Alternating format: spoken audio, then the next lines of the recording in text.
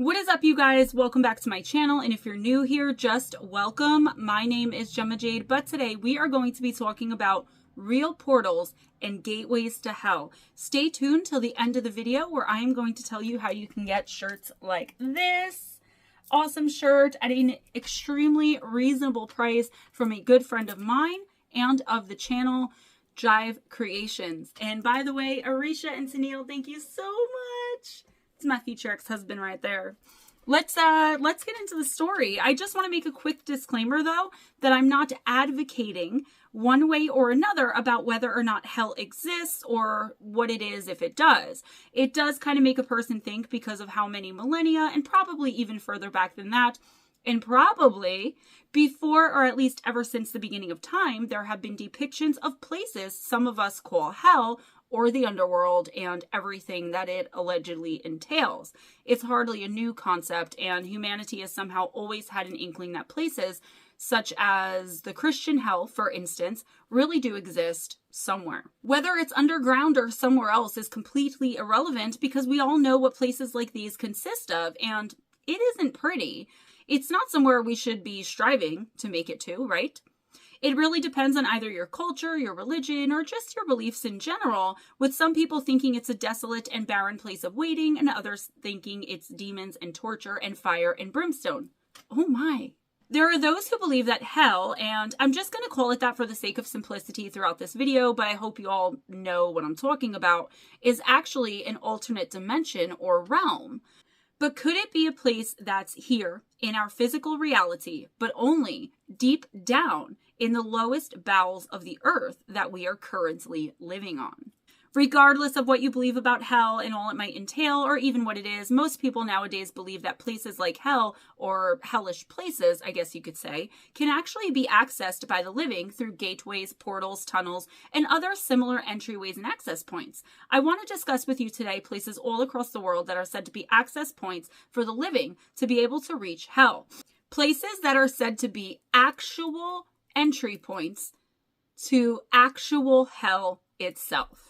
Let's jump right in. So, one of the more well-known portals to hell, at least according to my source material, is located somewhere exactly like where you think one would be, even if you knew nothing else about the subject, and that is in a cemetery.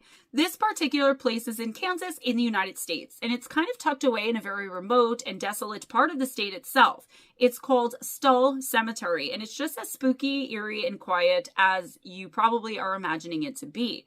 Places like this, regardless of whether they actually lead to places like hell or not, tend to be breeding grounds for sinister encounters and terrifying experiences.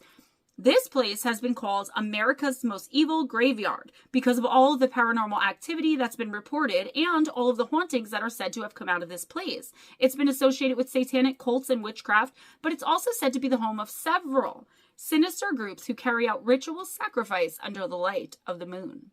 Right where someone would say the heart of the cemetery is, sits a raggedy, decrepit, long ago abandoned church that's said to have been very elegant and majestic looking in its day. Now barely standing anymore because of not only how old it is, but because it's fallen into such disrepair. It looks almost feral, and most of the once opulent structure has fallen into piles of rubble that were instantly choked out by all of the surrounding weeds coming from the woodlands. Despite what it may look like to our human eyes, for the last century or so, this church has been said to be an actual portal to hell. The local legend originates back to 1850 when it said that Lucifer himself emerged out of the ground or out of the ruins of the church, somewhere near it or somewhere around it, depending of course on who you ask, in order to enter this cemetery. As soon as he came through the portal and ended up inside of the church, he immediately went to work summoning most of the dead buried there who were in a state of unrest, and he was calling them to him, according to the legend. Of course, one of those days is Samhain, or Halloween, which is when most people say that the veil is most thin. I really don't agree with that, but that's not what we're talking about here. So he emerges on Halloween, and the other date is on the night of the spring equinox. Through the years, on one of his bi-yearly visits, the devil is said to have fathered a child with a local witch in the area, and this child is allegedly an abomination, as one would be. I mean, it's Satan and a witch, right? Having been born with the fur of a wolf and having been, quote, hideously disfigured, end quote, the child somehow died soon after it took its first breath and was buried underneath a particularly twisted and craggy-looking tree in the cemetery. Interestingly enough, that tree is also said to be the place where witches were hung during the insanity that were the witch trials in this country centuries earlier, and possibly that were still happening right up to that point and even beyond. People claim you can see the grave and it's clearly there, though unmarked. You just have to know where to look for it. The church had been falling into disrepair for a while before the roof collapsed in the 1920s. However, despite it having no roof, people say that when it rains, the inside of the place in its entirety remains dry, and the building itself actually repels rain and will do so even when people are watching. Of course, all of these legends sent a lot of the locals into a frenzy and fear, and they mostly tore the entire structure down. And if you were going to go there today, you would find almost exclusively a pile of rubble with maybe one small thing or other alluding to the fact that it was a church at some point or another. And it's the only structure like it in the cemetery. So whether or not it still looks like it was ever a church or not, you'd be hard pressed to find someone who went looking and couldn't find it. So basically, I'm not saying you should go there, but if you were to go there, it would be obviously noticeable where this church was. Plus, the legend lives on, and it probably always will, and people will flock to the location just to test fate and to get a look at what's left of the building itself. It didn't matter that the structure itself had almost been completely eradicated by scared locals because the devil was said to still be using it twice a year to call the desperate and lost souls to him. And right up to the early 1980s, dozens of people, mainly drunk and also mainly rowdy young people, would flock to the cemetery on the two aforementioned nights, especially when the portal or gateway is said to be most active. They were no doubt trying to get a glimpse of something paranormal or supernatural, but in the process, they caused a lot of damage. So much damage that sometime a little while later, it was closed to the general public indefinitely. It still is today, so I guess you can't go there. Even with it being closed to the public, there are many strange things that are said to be seen and heard there to this very day. There are said to be random rings of fire that appear out of nowhere and disappear right back into nowhere just as quickly, shadow beings running around all over the place despite knowing they're being glimpsed by human beings, and even floating lights coming from nowhere have been reported. Even upon closer inspection, it's said that none of those things could be explained by any normal or natural means, and it's a terrifying mystery that endures to this day and has for so long been the subject of so much debate, but also so much terror. When Pope John Paul II visited Colorado in 1983, it's said that in mid-air he made the pilots of his plane change course so that they would instead be taking a direct route over Stull Cemetery in Kansas. It's, of course, never been corroborated or proven that he did that, but it still helps the cemetery's already creepy and sinister reputation along quite nicely. It's no big secret that portals to hell need to be located in out-of-the-way places in order for them to work, and the one that's said to exist in the woods in Blue Ash, Ohio, is no exception. It's actually a dark and creepy series of tunnels. It's called Satan's Hollow, and because of it being underground, the sheer literal darkness of it automatically makes it a place of great mystery and eeriness. The air is stagnant, it's claustrophobic, and the number 666 is graffitied all over the place. Guys, I just want to quickly say before we move forward that I know that some of the terms I'm using here are not necessarily politically correct, so to speak, but it's not due to my own ignorance that I'm using them, but I'm also trying to move smoothly along here without having to stop and explain every little thing. Also, as a devout Christian and worshiper of Jesus Christ, I feel it's my duty to remind you all that the number 666 simply means something incomplete and is not necessarily something that's evil or inherently evil, okay? The number gets a bad rap. It simply means incomplete. For on the seventh day, he rested. There's other imagery as well that's said to allegedly be connected to or associated with the devil. Things like "go back" and "hell lies ahead" can also be seen scribbled all over the place in the murky depths of it. There is an altar room as well that's obviously used for the ritual sacrifices, mainly the humankind, and, quote, demonic magic, end quote. Now, while I'm trying to keep this light and fun, there's no mistaking all of the very high strangeness that seems to constantly be connected to these tunnels. Passerby will claim to hear all manner of terrifying noises like blood-curdling screams or phantom groans and moans, and it all seems to be originating in and coming out of the tunnels inside of this one particular area of the woods.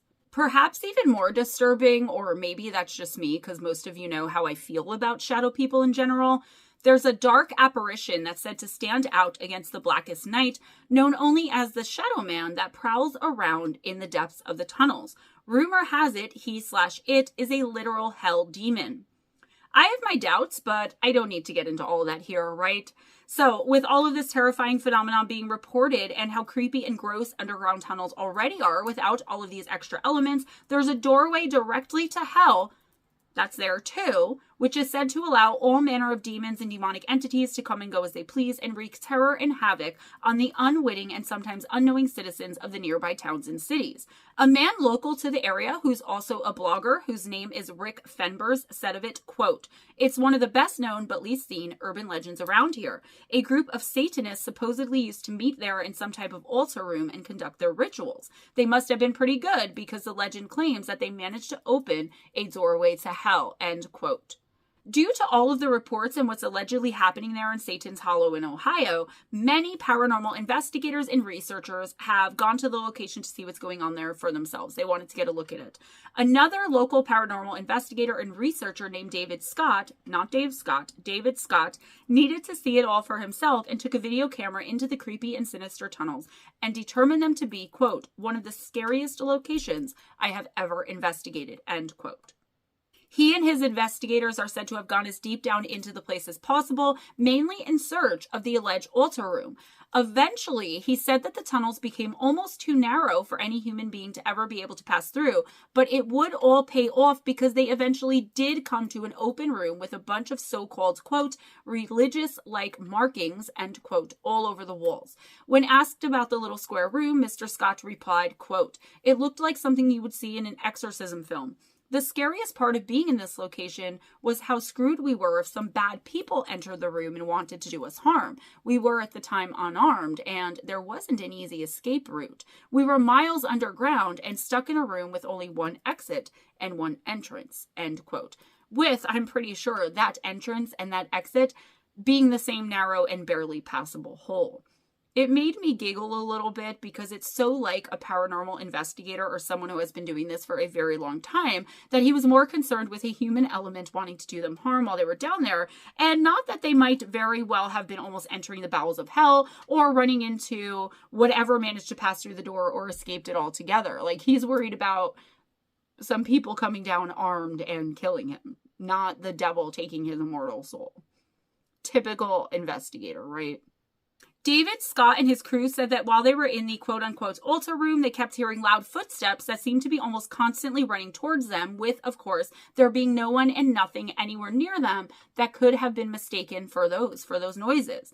There are tunnels and storm drains, after all, so there's a little almost filmy layer of water covering everything down there, and so hearing footsteps running quickly through the water is almost creepier, in my opinion, than just hearing outright running, because, I mean, what else could it possibly be?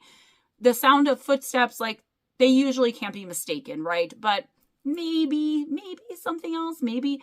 But to hear watery footprint, I don't know. It just sounded scary to me. It wasn't rodents either, because these were said to be extremely loud and almost rumbling footsteps running right to where they were, and it was almost a constant thing. At one point during the excursion, when they were in the altar room, they said the energy shifted somehow, and all of them were just immediately aware that something was different.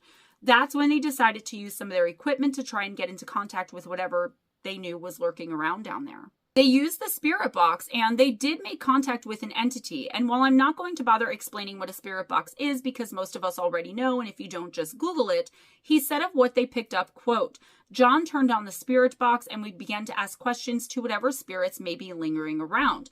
Till this day, it was one of the most responsive box sessions we ever had. There was an evil and intelligent spirit in those tunnels, and it was happy to have a conversation with us. After asking around 20 questions and receiving a direct, intelligent response almost every time, we decided to head out. Normally, we would have continued on, experimenting with different devices and attempting to catch EVPs. In this case, I decided to call the investigation short, as the responses we were receiving through the spirit box were extremely negative. The voices coming through claimed to be the devil himself. They confirmed there was a shadow man haunting the tunnels and that a man named Jake had been sacrificed down there," end quote. I don't know, guys. I would really love to hear what else they caught down there when communicating with that specific entity in the altar room, but I'm sure you could find it on YouTube. And if I can, I will put a link in the description box for you guys. If any of you guys know of a show or a documentary where perhaps they do get into more detail or play the whole session for us, let me know. I saw something like this recently, but didn't have time to watch it for one reason or another. I remember the tunnels and the guy playing some responses he had received in the tunnels, but I wasn't paying attention, and I regret it now because that was like a week or two ago, and I just decided to do this video on a whim. Maybe that's why. Maybe it was in my subconscious.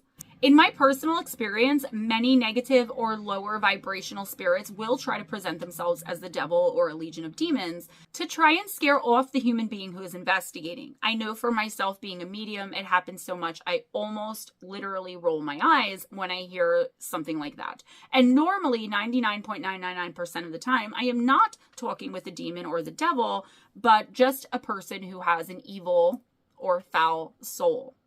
Satan's Hollow is on private property, but like with any place else like it, that doesn't stop seekers and investigators coming from all over the place to try and get evidence of the existence of a portal, a gateway, or just any sort of spirit activity in general. People manage to find a way in despite the authorities having to be constantly called in and showing up to remove all trespassers. Don't go there, guys. Don't get yourself arrested.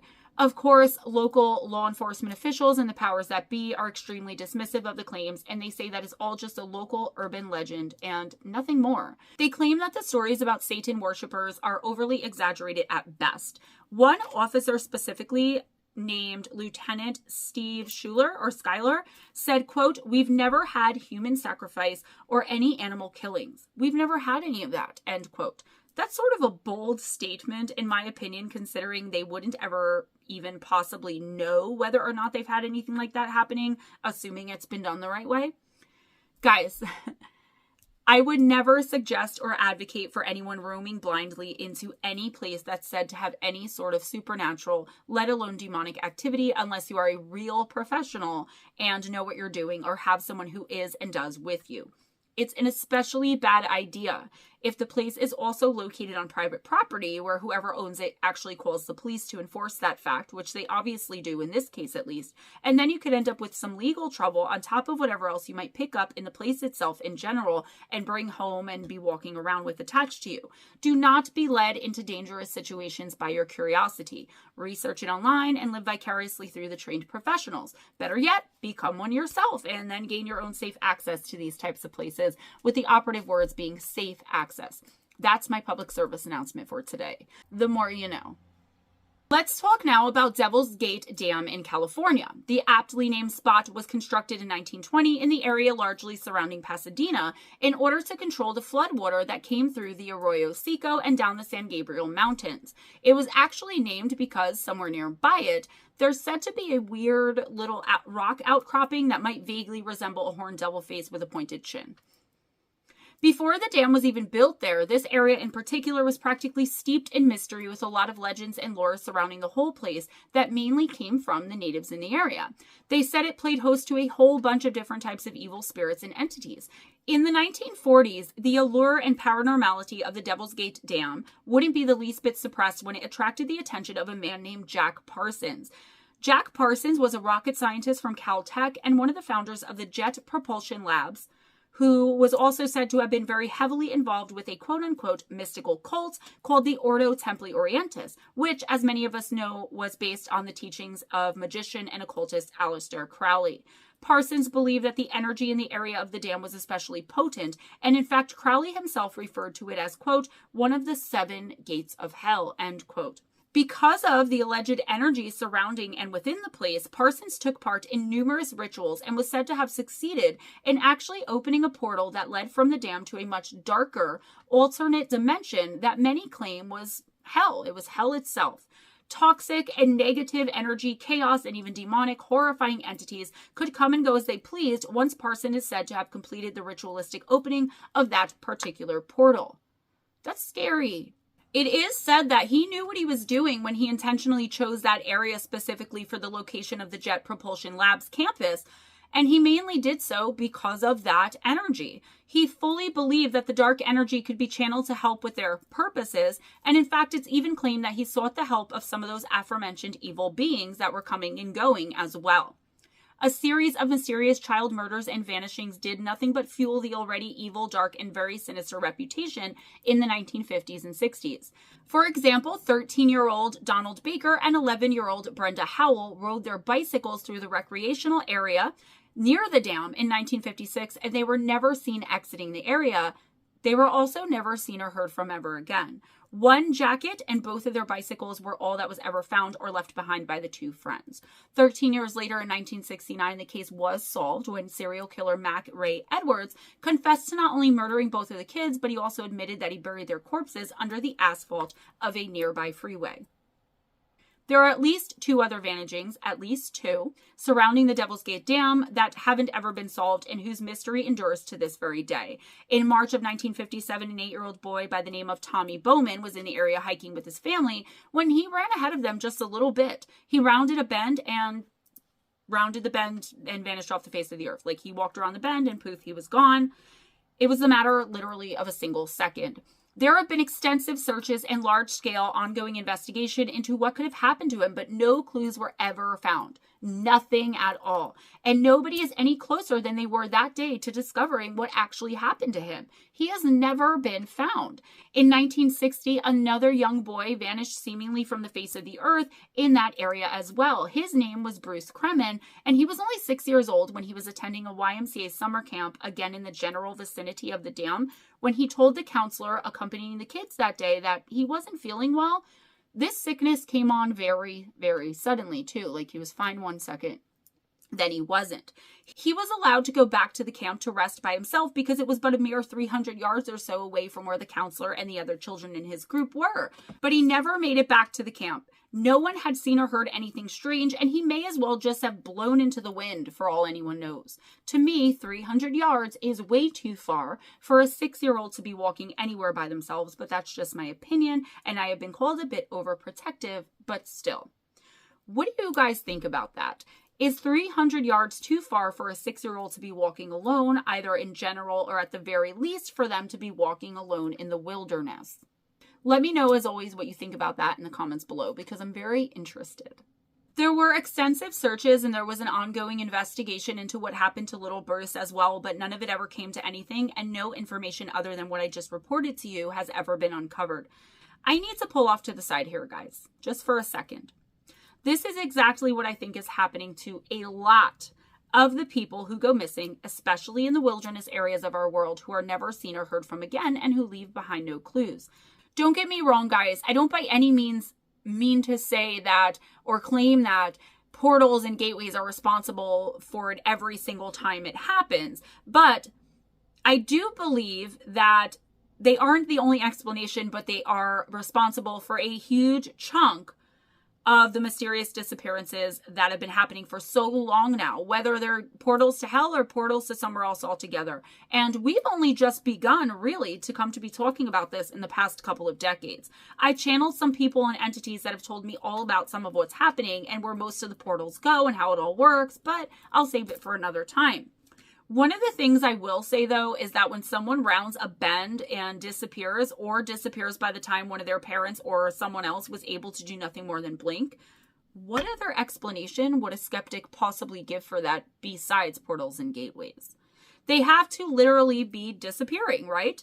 I don't know, but portals are the only thing that makes sense to me, because people do not just spontaneously cease to exist. There has to be a reason for it. All right, moving on and back to the dam. There is a bridge somewhere in the general vicinity that seems to attract people and somehow seems to call them forth for them to jump or otherwise take their own lives. It's simply called the S word for someone taking their own life bridge. I'm not going to say the S word. There's also Cobb Estate, which is said to be an extremely haunted house and the home to numerous dark spirits and entities as well.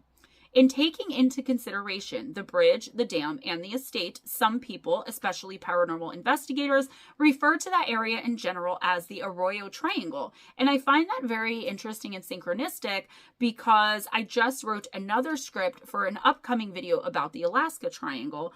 But again, more on that another time too. The Devil's Head Dam is known to be intensely haunted, and strange things are still constantly reported as having either happened or been heard/cited to this very day. Random eyes are said to glow and blink out of the darkness. Bizarre apparitions lurk in the shadows, sometimes stepping out and into the path of a terrified onlooker, and so much more. The most interesting part of all of this, at least in my opinion, are the terrifying howls and screams heard coming out of and echoing through the dark tunnel of the dam itself.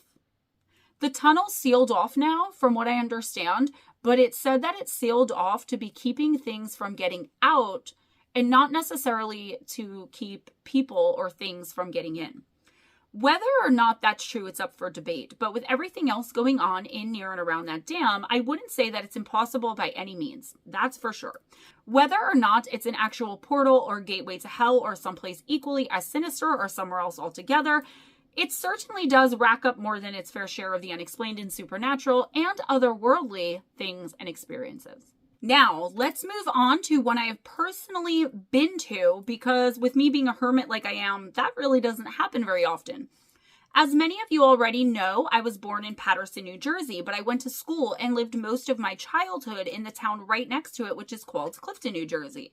There is a place there in Clifton called the Gates of Hell, and I was shocked and somewhat amused when I found this place listed in source after source about portals to hell in the United States and in general.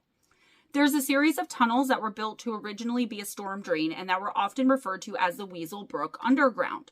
That's a part of the story I'd never heard before, but I remember having to cut through a park right down the street from where the Gates of Hell allegedly is located, and that park was and is still called Weasel Brook Park.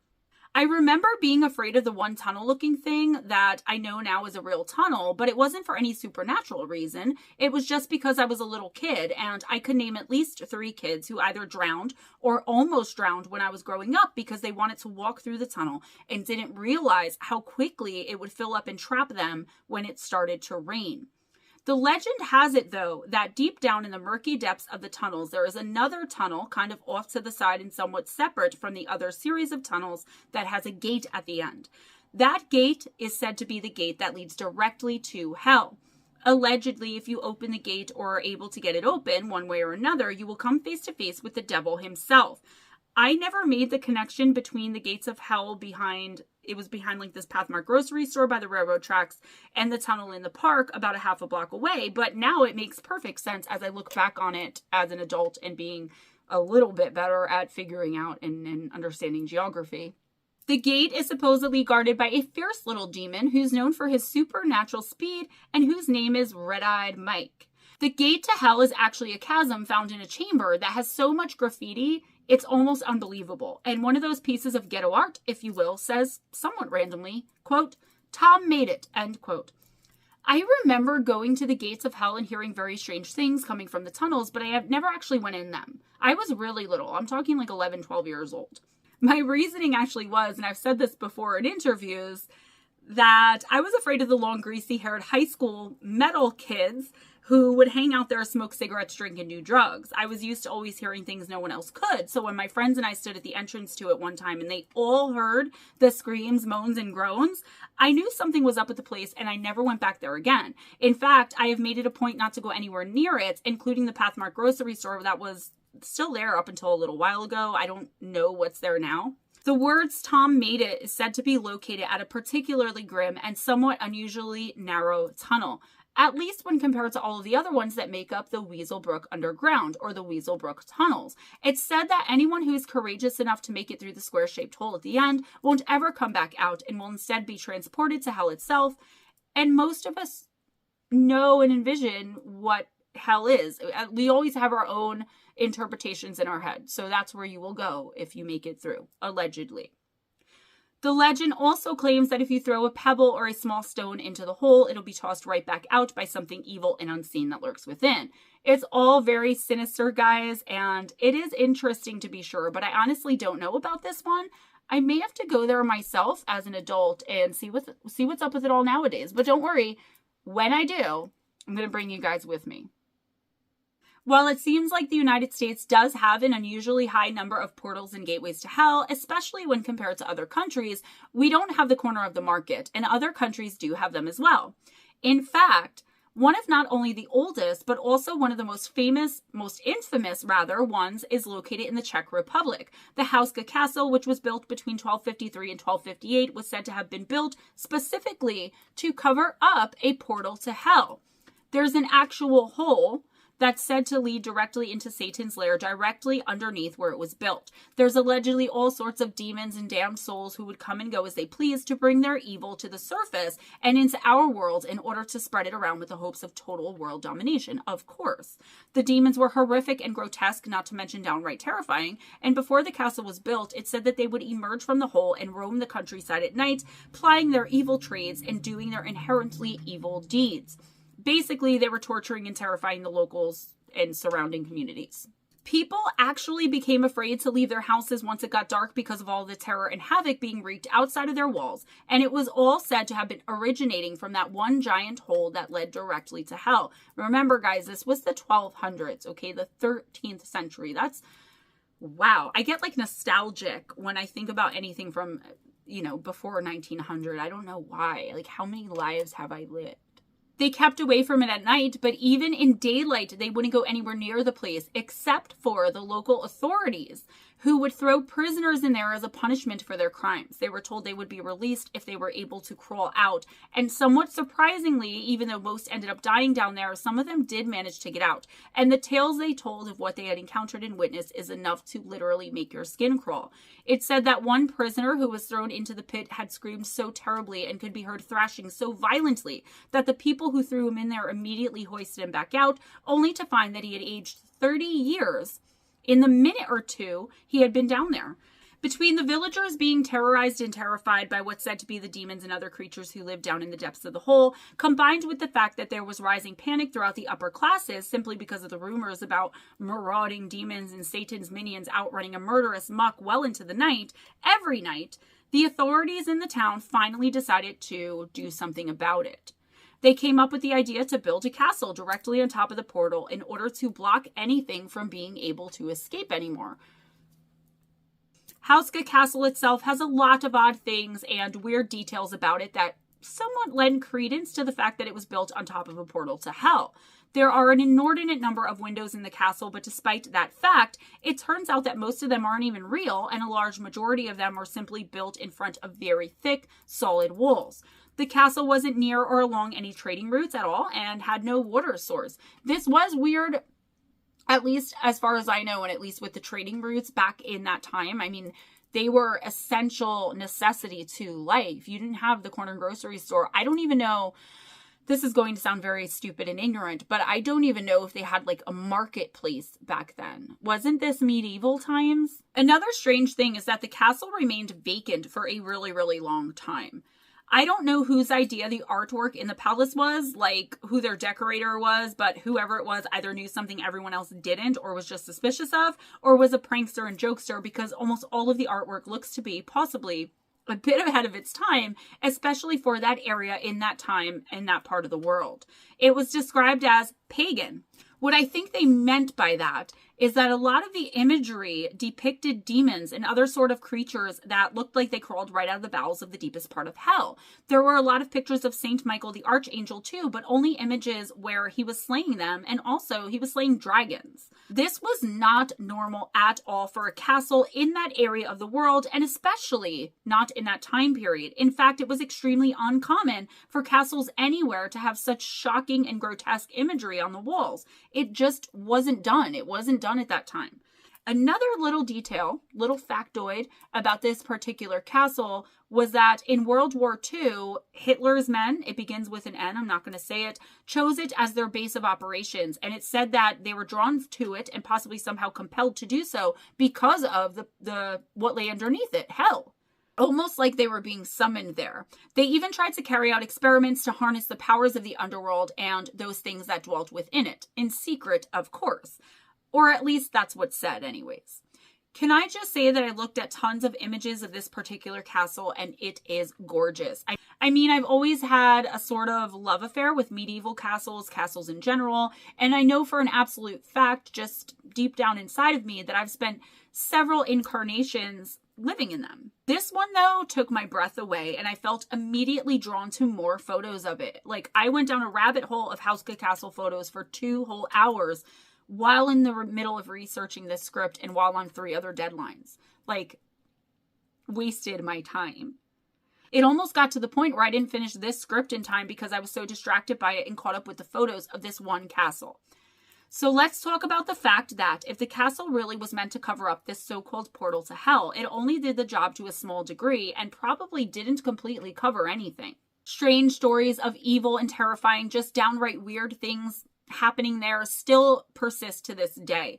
Before I tell you what those things are, though, I want you all to think about this.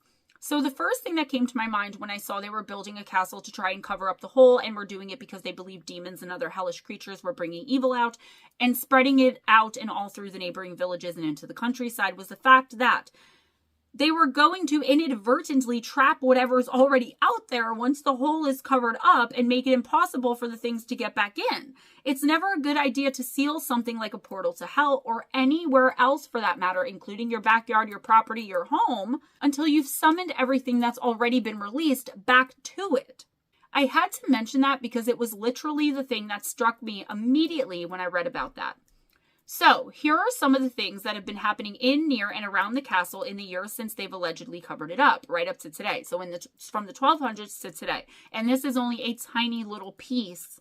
I could have done this whole video about experiences people have had at this castle. I don't know if it's been turned into a museum or something like that, but all of my source material talked about what the visitors to the place encounter and deal with. So I'm assuming that some sort of tours are given and it's not people who are breaking in or who otherwise shouldn't be there who are coming forward to report that they indeed broke in and then experienced whatever they had.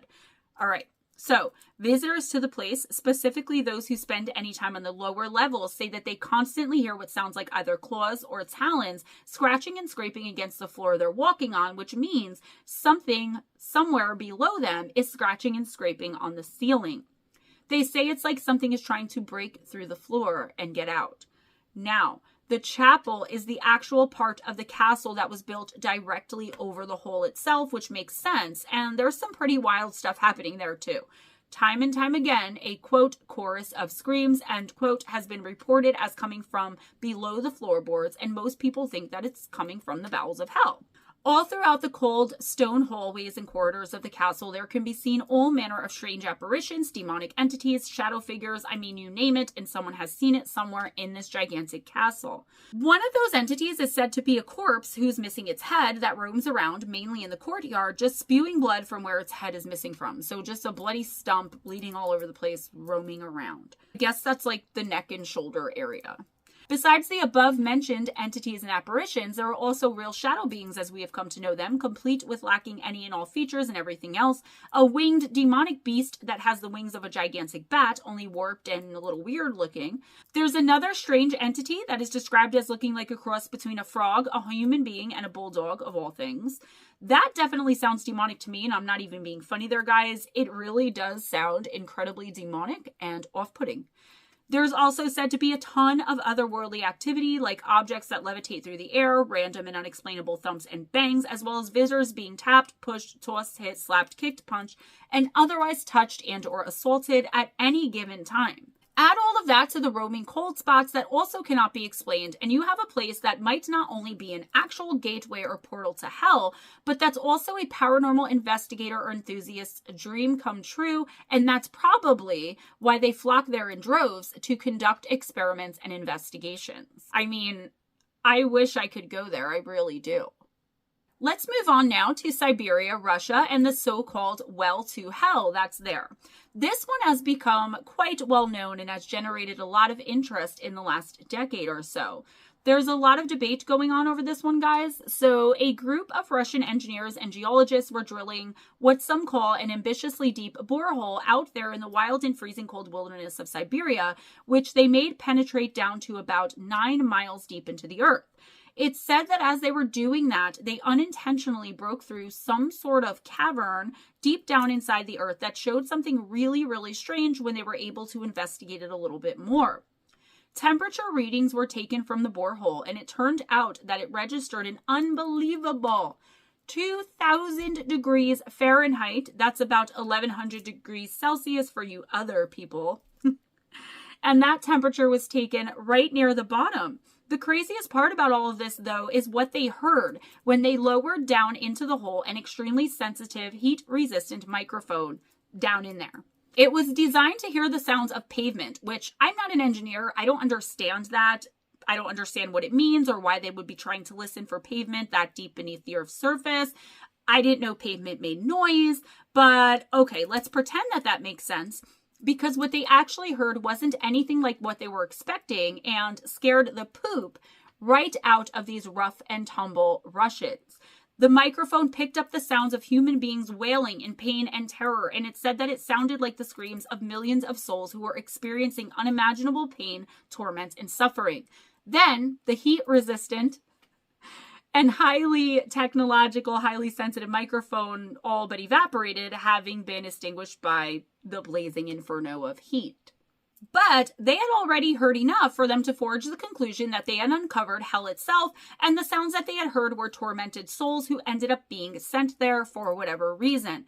The director of the survey, a man who we know only as Dr. Azakov, told the media, quote, "The information we are gathering is so surprising that we are sincerely afraid of what we might find down there," end quote. A little bit later on, as the story gained more attention and more of it started to unfold, the media were told that they found, quote, "a fountainhead of luminous gas shooting up from the drill site and out of the midst of this incandescent coal cloud pillar," end quote. More than half of the team quit because of how terrified they were about what they had not only thought they found, but what they all had actually heard with their own ears. The team had all come to the conclusion that we live on a hollow earth, and inside of it is what some religions know and accept to be hell, and what at least most people have been told or have heard at one point or another that hell is. Basically, the quote-unquote Catholic concept of hell. So, I could get into why most people, not only skeptics, believe that this particular story is only somewhat true and has been entirely exaggerated, but this video is already going to be long enough, guys. Therefore, you can all look into it for yourself if it really means that much to you. So, are all of the above mentioned places actual portals and or gateways to hell itself? Are any of them? I'm sure I don't know, but I do believe that most of them could be. I know what hell actually is and why a soul would be sent there, and it has nothing to do with and isn't what 99% of people believe it to be and to be about. I believe they are portals to somewhere dark and hellish. I will say that much. So, we must first believe in an actual hell to be able to believe there can be a portal to one.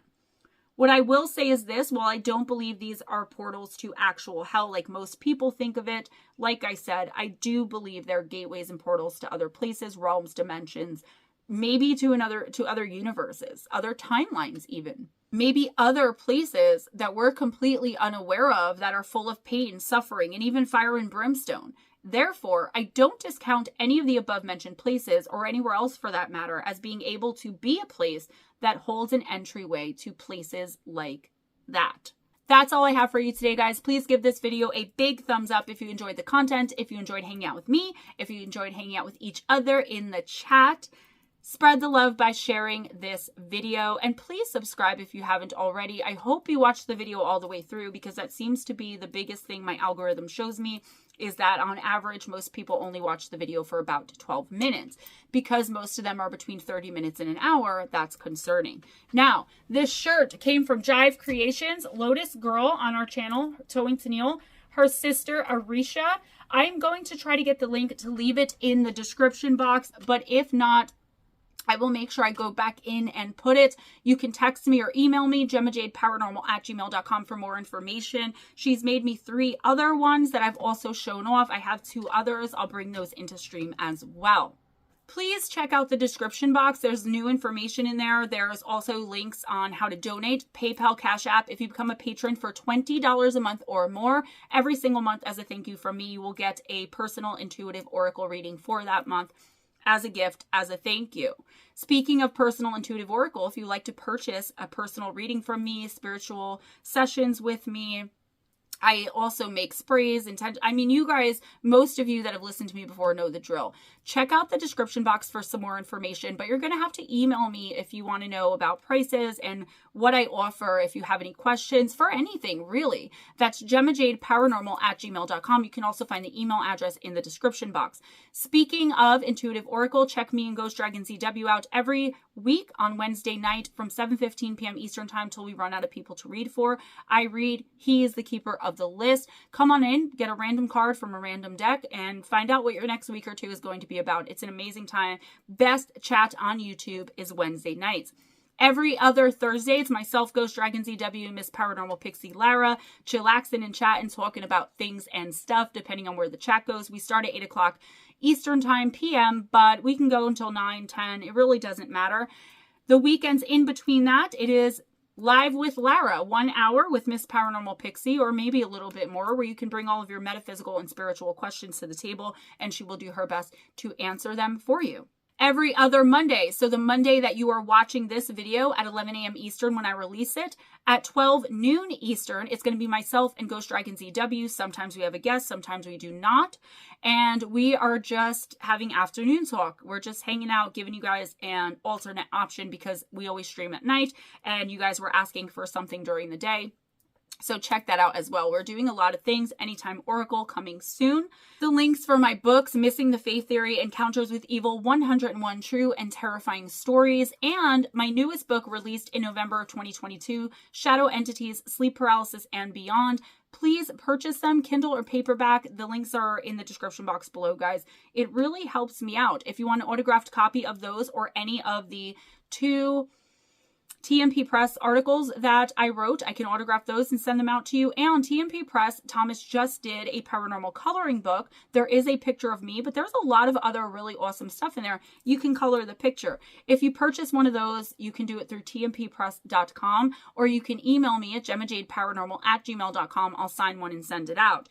If you color it, the picture of me, and send me a picture, you will win a prize. I will send you something that's a crystal or a manifestation intention spray. I'll give you a free reading if you go and purchase that coloring book, and I will try to leave the link for that in the description box, but more than likely, just email me about it. Email me if you guys need anything. Be kind to each other, guys. It doesn't cost anything. I'm sorry, I was really sick. I had to do a ton of takes. I still have strep infection. Be kind to yourselves and never accept anything less than others being kind to you. If nobody told you today, I believe in you, you're capable, you're amazing, follow your dreams. You are born to be the co-creator of your own reality, of your own universe. Don't ever let anyone question that, make you feel less than, put you down.